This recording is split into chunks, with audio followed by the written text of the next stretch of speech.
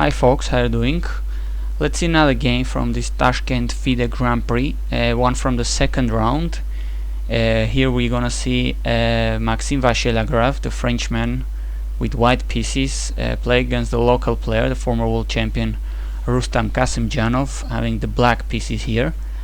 And this is one of those games which I think are very interesting to see, because it seems everything happens so easily. It's positional, simple moves, but really you must be really a great player to understand all these instantly, as the players do here. And really it was an interesting positional ideas they were shown here. Let's see what happened. We had a Ruy Lopez. Maxim is playing with white, remember. We have Kasimdzhanov with black pieces playing 3 knight f6, going into the infamous Berlin defense, but thankfully MVL is not willing to go into the end game, so he plays d3 and defends the pawn. Also very well known move here, d3, going a little bit slow, positional bishop c5 and knight bd2. This knight has various ideas here, d6, white castles, bishop d7, c3. This is a very calm opening. Both players keep improving their position, developing slowly in standard way, and hope to leaving the real battle for the middle game. Black castles as well, and knight c4. h6 was played. Bishop g5 would, I guess, be really annoying, that pin. And here Maxim goes for b4, bishop b6 and a4, expansion on the queen side. We're just starting to see the real battle, the middle game battle. Now of course white is threatening to play a5 and trapping that bishop. Of course black has more than a way to deal with that, a6 or the radical a5, which is what Kasimdzhanov plays here. And here we start with the positional ideas.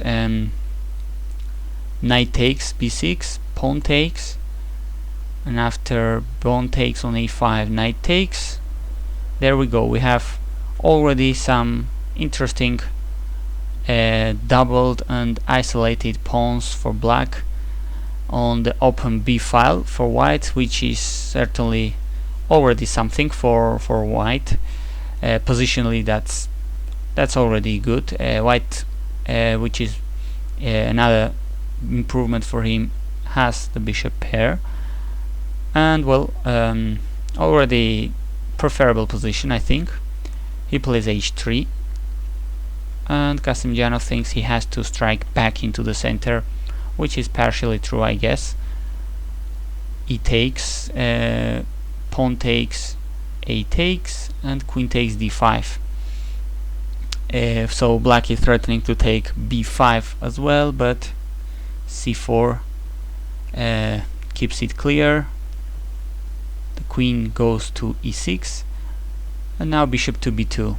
This is the kind of moves which are really nice to make, because it's very natural. You're developing the bishop, and at the same time you're doing it with the tempo. Now e5 is under attack, knight and bishop attacking it, so black must do something about it.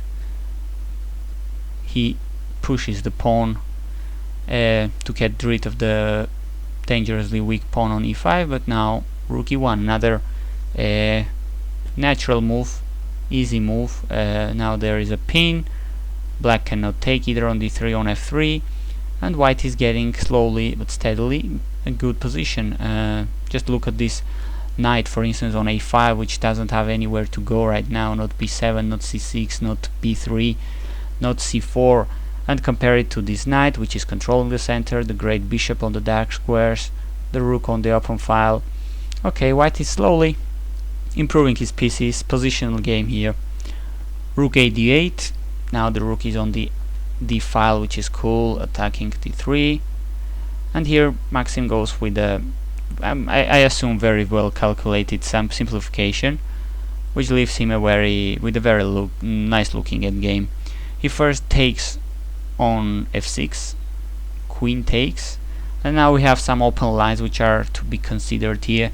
First of all, we see that e4 is hanging for black, so the pawn there is hanging because d3 and the rook are attacking. But on the other hand, black has this d-file control, so which means the pawn couldn't take, as the queen would be hanging. And finally we have this queen attacking a1, which seems very well protected so far, but this one is gone, as we're gonna see in one of the lines. This is going to be a very important factor. Rook takes e4 was played. White wins temporarily a pawn, and here the idea, the critical line, I guess, was to take here with the rook on d3, as if queen takes. Now we see the a1 rook hanging, so queen takes a1 could be played. King h2, and okay, white is better. White's rook and queen are more active. The knight is making a difference, as it's much more active, has much more mobility than the black one. And okay, black has a couple of isolated weak pawns there, doubled pawns, which are not very great looking too, but okay, white has also a weakness on c4. Better for white, but not lost, I guess. Instead, Kasimdzhanov thought here, well, he was absolutely right, that his knight is the worst piece he has here, so he goes with the knight to b3, as if well, he sees a tactical chance to improve his very badly placed knight, as if queen takes. Of course, the queen would take the hanging rook on a1. So rook a3 was played, attacking the knight over defending d3. And finally the knight now is a better piece. It goes to c5, rook just e3, and knight e6. Certainly black has wasted some, spent some moves moving this knight, but certainly it looks a little much better on e6 in this case than on a5. And Kasimdzhanov will hope that this knight will help him blockading white pawns, dangerous pawns on c and d file. But unfortunately, as we're gonna see, his position is just worse, and white is going to coordinate very well his pieces to just dominate the position and not allow black any counterplay any counter chances. Queen to a1, completely controlling the a file, offering a queen exchange, which maybe black should have taken already, but which means you're agreeing that you have to defend passively. But what Kasimdzhanov plays, I think, is worse, because now you go to e7, where the rook is already on the e file, protected by the pawn. There's a simple plan to try to win a piece with d4, d5. That's what he plays, d4, and now Kasimdzhanov goes back. I guess he was kind of arguing he forced this pawn to d4, which could be weaker. Now rook e4, protecting it. Rook to d6. The idea would be, I guess, to play rook f d8, putting even more pressure with all his pieces on this d4 pawn. A key square, and finally Maxim decides to give up. He says, well, okay, I will advance it, d5, never mind. Queens are exchanged, although I'm giving black this excellent knight square on c5, and my pawn on c4 is weak, but I have a passed pawn, protected passed pawn on d5, and better coordination, as we're gonna see. The rook is under attack, so it goes to e3, rook c8. It's the only weakness white has.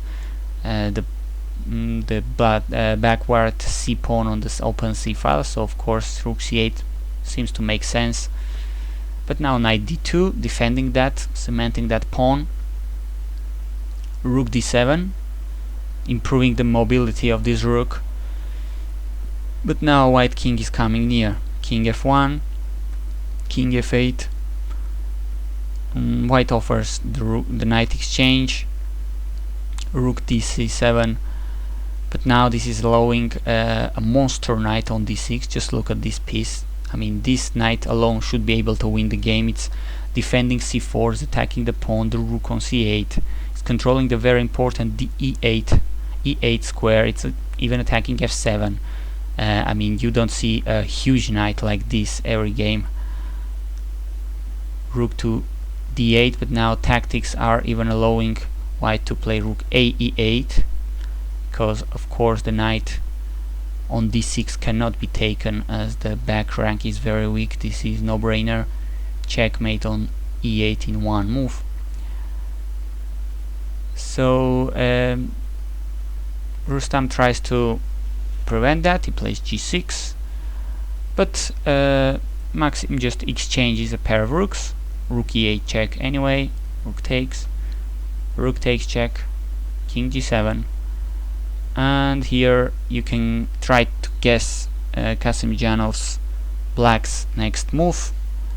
In fact, he didn't make any, he just resigned the game. As strange as it could seem, if you look carefully at the position, black really has no serious chances of getting any counterplay, any counter chess, any activity, any initiative. So he's doomed to be defending passively this position. White king here will slowly go. My idea would go for instance to d4, try to exchange these knights, slowly try to advance this passed pawn, attack the weaknesses. Black king is not going to go anytime soon to the center, while white one will be very definitely a much better piece, very active. So very short game, 36 moves, and really nice to see this kind of easy games, positionally domination by white, by Maxim Vachier-Lagrave in this case, showing us that not only tactics are worth analyzing in our games, but positional simple ideas, improving pieces are very key factors in the game of chess. Thanks for watching.